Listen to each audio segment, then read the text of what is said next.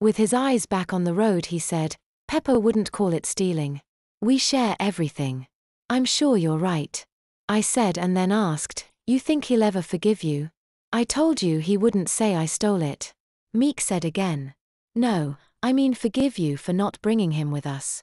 Oh, well I put that in my letter to him. I begged him not to be mad at me. That I had to do this for you and for me.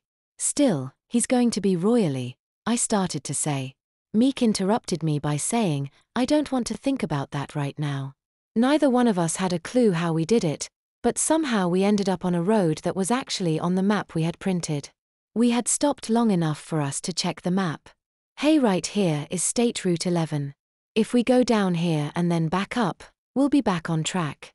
We simply took the long way around is all. Meek pointed out.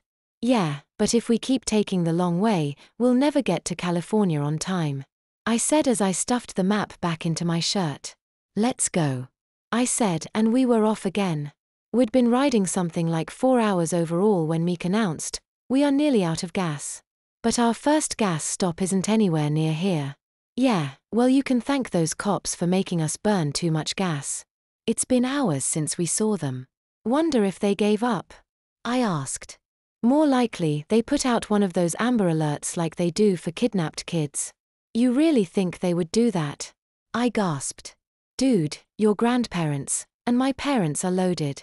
Do you really think the cops wouldn't do whatever they were told to do? Yeah, you're probably right.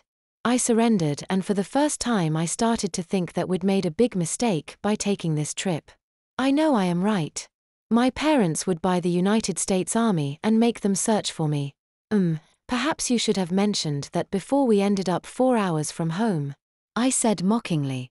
Meek laughed. All right, I might be exaggerating a bit, but you get the idea. He said. Hey look. I said while pointing at a sign that said food and gas 2 miles ahead. I bet you need to get yourself changed too. Meek suggested. Until that instant, I hadn't given the contents of my diaper even a single millisecond of brain time. Now that he brought it up, I realized that I couldn't feel much below my waist. Actually, from the belly button down I am numb. I commented. Really? Because my backside feels like I've been riding a motorcycle for 4 hours. We both laughed.